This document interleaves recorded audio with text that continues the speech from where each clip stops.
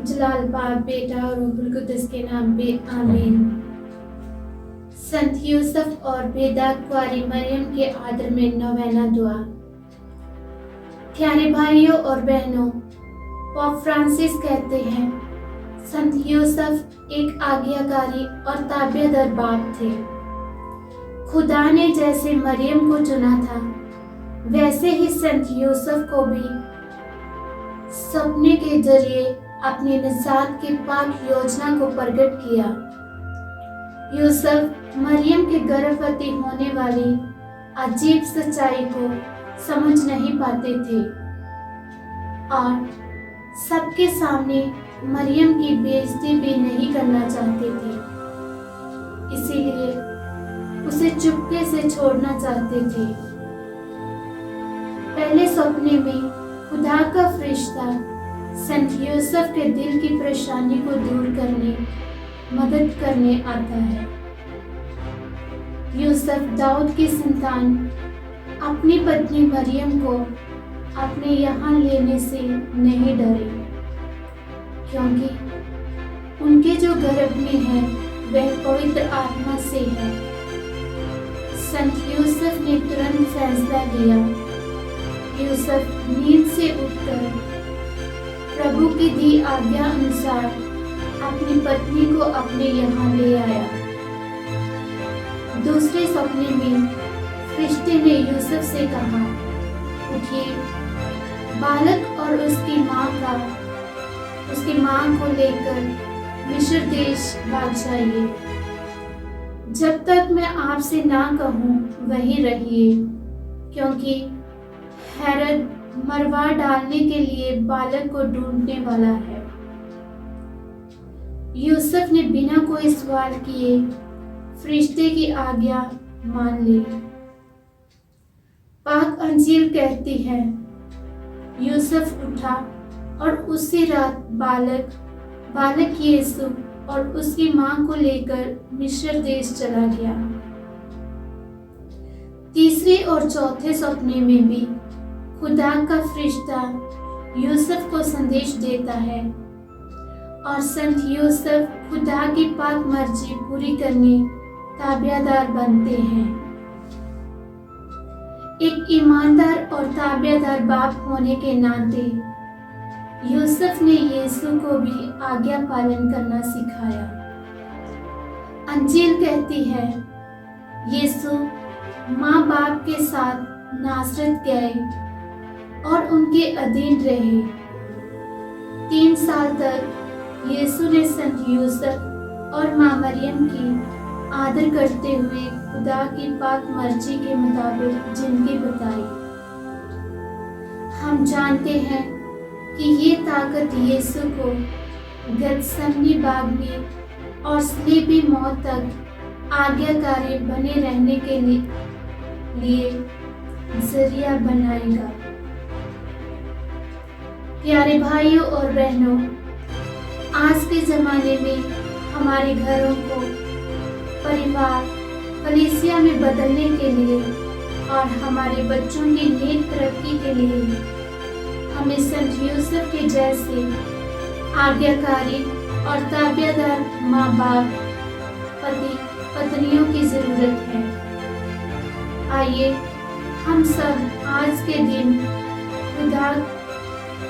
दिन दुआ करें कि जैसे खुदा ने संत यूसुफ को यीशु की सेवा करने और अपने बाप वाले प्यार से खुदा के निजात के काम में हिस्सा लेने की मदद की, वैसे ही हमारे परिवारों के माँ बाप, पति पत्नियों को भी ईमान में मजबूत बनाए, खुदा के पाक वचनों को मानने वाले बनाए और उन्हें उम्मीद से भरपूर जीने ताकत और बरकत दे।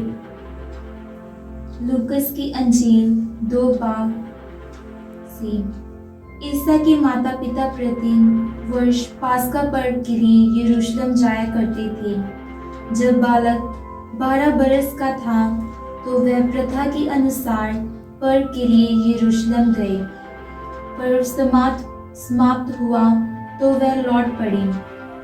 परंतु बालक ईसा अपने माता पिता के अनजाने में यरूशलेम में रह गया।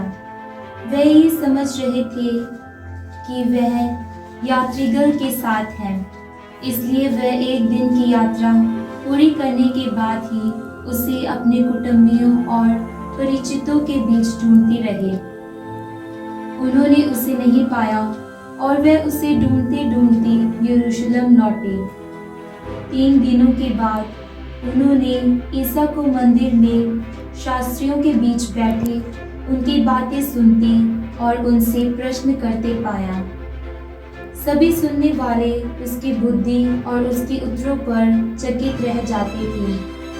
उसके माता पिता उसे देखकर अचंभे में पड़ गए और उसकी माता ने उससे कहा, बेटा, तुमने हमारे साथ ऐसा क्यों किया?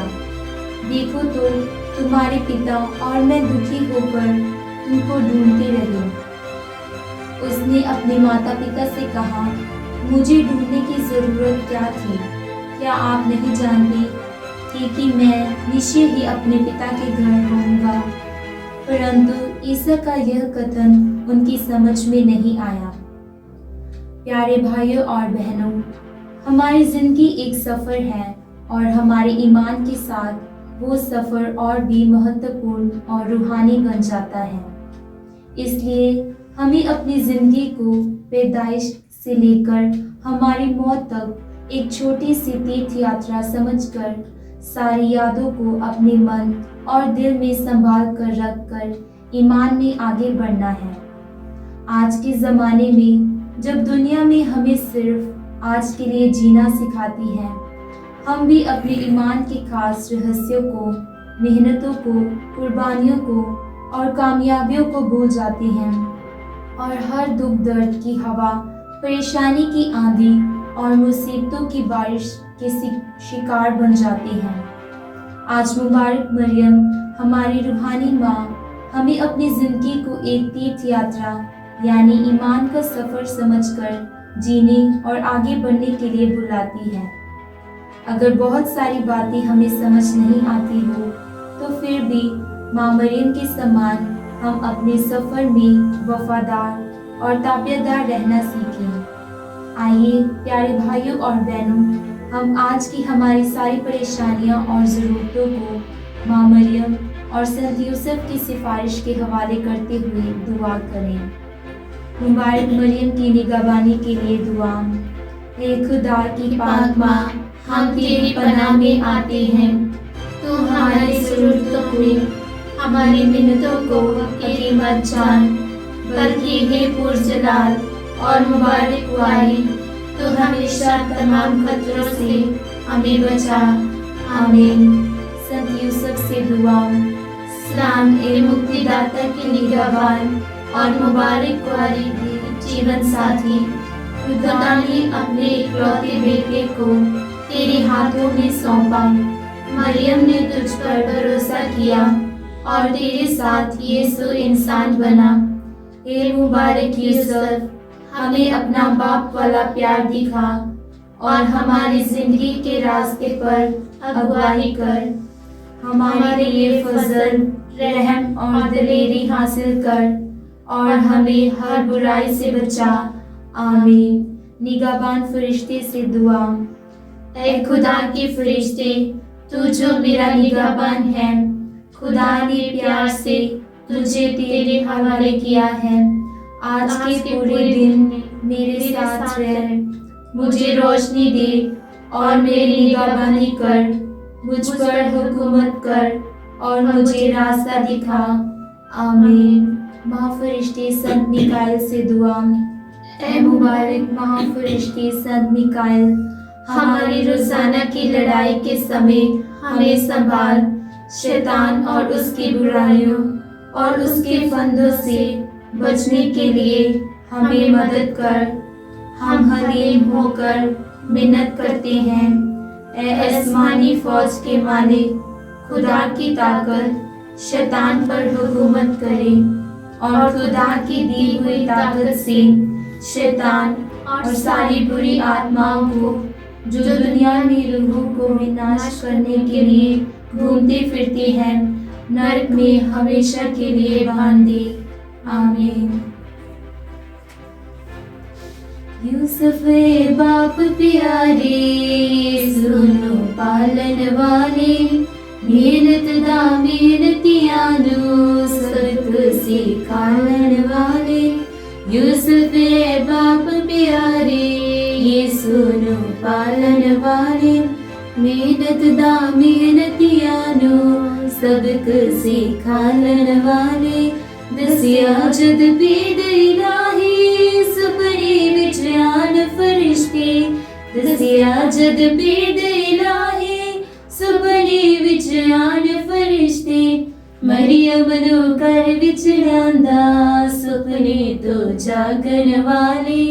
मरियम नू घर विच लियांदा सुपने तो जागन वाले। यूसुफ है बाप प्यारे, यीशु नू पालन वाले, मेहनत दा मेहनतियां नू सबक सिखाने वाले।